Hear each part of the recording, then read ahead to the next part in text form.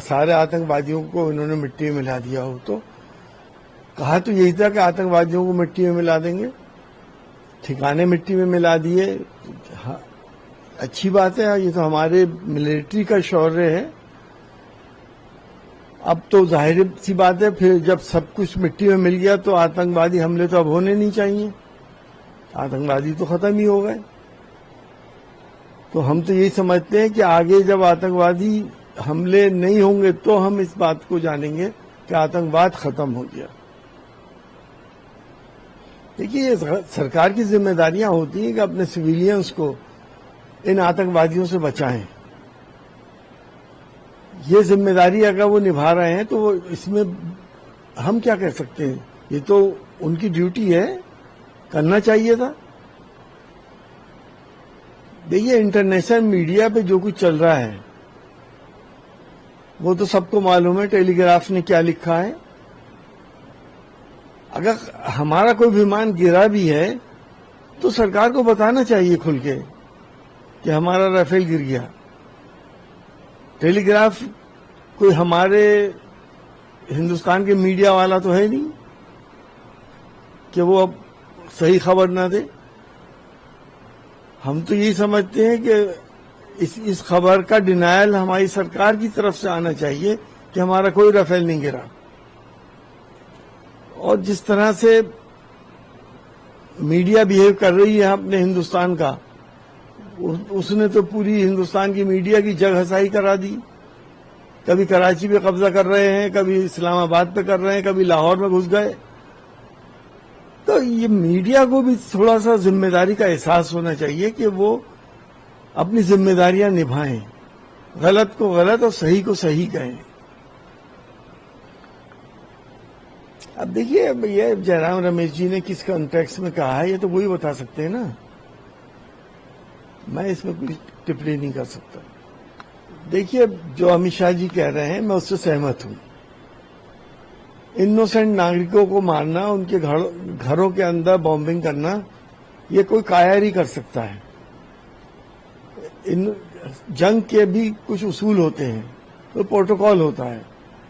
Israel की तरह अगर वो बिहेव करेंगे पाकिस्तान के लोग, तो उनका भी वही तमाशा देखेगी दुनिया, जो जिस तरह से कोई डिक्टेटर लोगों के ऊपर जुल्म करता है। तो मैं तो ये समझता हूं कि नागरिकों के ऊपर जो भी अत्याचार हुआ है उसकी हम सब निंदा करते हैं। और अपनी सरकार से मेरी ये गुजारिश है और मेरी डिमांड है आपके माध्यम से कि उन लोगों के घरों को बसाया जाए, उन लोगों को रिहेबिलिटेट किया जाए और उनको मुआवजे दिए जाएं ताकि वो ठीक से जिंदगी गुजार सके। ये मैं इनके बयान से सहमत नहीं हूं। 370 हटने के बाद कितनी आतंकवादी घटनाएं हो गई, 370 हटने के बाद कश्मीरियों में कितना अनरेस्ट हो गया। 370 आपने हटाई थी तो 371 क्यों नहीं हटाई?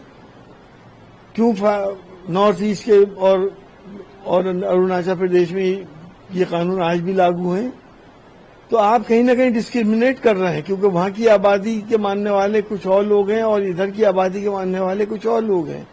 370 के बाद कितने लोगों ने वहां पे प्रॉपर्टीज ली, कितने लोगों को मार दिया गया, टारगेट किलिंग कितनी हो गई, क्या फायदा हुआ 370 हटने से? मुझे कोई ये समझा दे।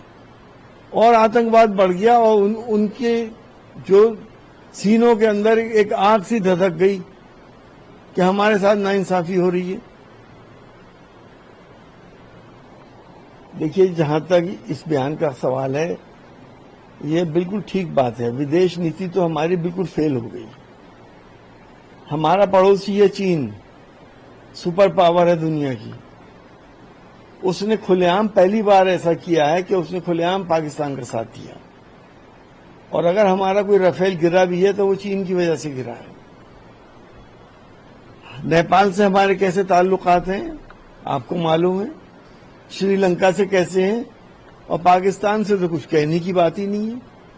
कभी ताल्लुकात सुधरे ही नहीं। दुनिया ने हमारे साथ कंधे से कंधा मिला के ये बात क्यों नहीं कही कि पाकिस्तान एक आतंकवादी देश है?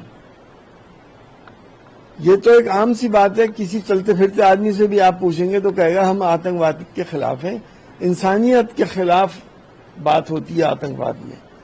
तो ये तो हर आदमी कह ही देता है कि हम आतंकवाद के खिलाफ हैं, आतंकवाद की लड़ाई में हम साथ में हैं। पाकिस्तान भी तो यही कह रहा है कि आतंकवाद से वो जूझ रहा है।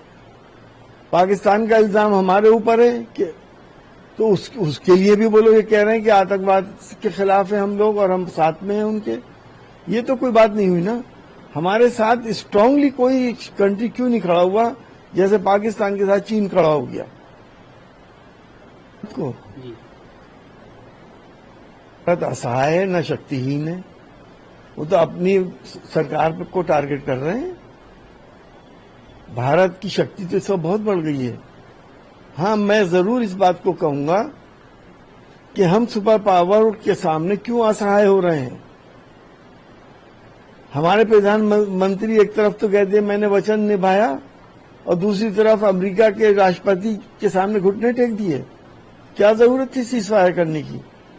जब पाकिस्तान घुटने टेके हुए था तो हमें तो पीओके उसी और ले लेना चाहिए था। आपने इतने दबाव में आ गए। हमें पता चलना चाहिए कि आखिर वजह क्या थी सीज़फायर की। क्या कारोबार वजह थी या इसके अलावा कोई और वजह भी थी?